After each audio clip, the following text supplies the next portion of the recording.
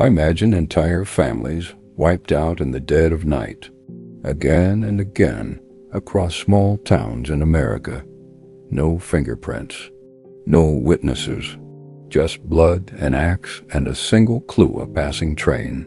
For over a century, these murders were dismissed as isolated tragedies, until a father-daughter research team connected the dots and uncovered one of the most chilling serial killers you've never heard of. This is the story of the man from the train. Before we dive in, if you love true stories that are stranger and scarier than fiction, hit like and subscribe to The Story Was Real so you don't miss the next chilling case. The early 1900s. America was still rural farmhouses scattered along lonely tracks. Trains were lifelines bringing mail, goods, and travelers. But in the shadows of this progress lurked something far more sinister. Local papers would occasionally report on a family tragedy. A farmer's wife and children found murdered in their beds. Often the father, if away, was accused. Communities whispered, grieved, and moved on. The pattern went unnoticed. In 1898, a family in West Brookfield, Massachusetts, was slaughtered with an axe. Among the suspects, a German immigrant, Paul Mueller, who vanished before police could question him. Over the next decade, eerily similar massacres appeared in Kansas, Colorado, Florida, and beyond.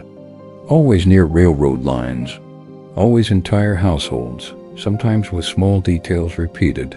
Lamps moved, doors locked from inside, food prepared after the murders. But nobody realized the same hand might be behind them. Town after town, the pattern grew.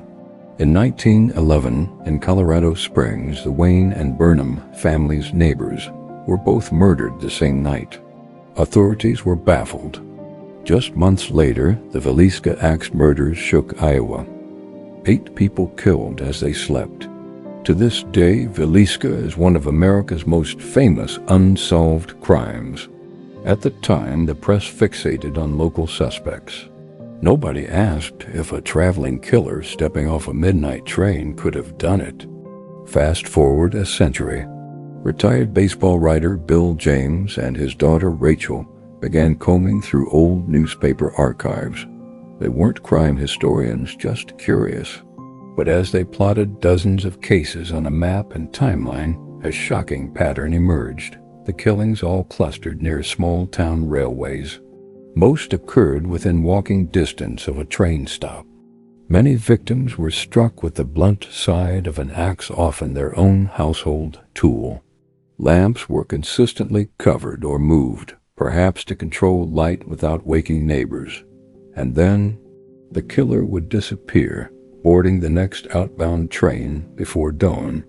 Bill and Rachel proposed that Paul Mueller, last seen fleeing the 1898 crime, was the phantom behind decades of murders. If true, he could be among the deadliest serial killers in American history, yet almost entirely forgotten. They estimate he may have killed over 90 people between 1898 and 1912. The transient life of trains gave him freedom. Appear in a town, commit unspeakable violence, vanish by sunrise. In the early 1900s, law enforcement was local and unconnected. There were no national databases, no instant telegraphs between small sheriffs. Each town thought its horror was unique. Trains, symbols of progress, unknowingly carried a predator. Rural isolation and slow communication worked in his favor. Even journalists of the time rarely compared notes beyond state lines. There's no smoking gun, no definitive proof Mueller was the man from the train. Some historians argue it's just coincidence or multiple killers copying each other. But the eerie consistency, the lamps, the axes, the railway proximity haunts those who study the cases. Was Mueller ever caught under another name? Did he die quietly, his crimes undiscovered? Or did the end of America's rural era and the rise of better policing finally halt his spree? The truth may never surface, Over 100 years later, families still live near those old tracks. The trains pass, their whistles fading into the night, just like they did when entire households were erased from history.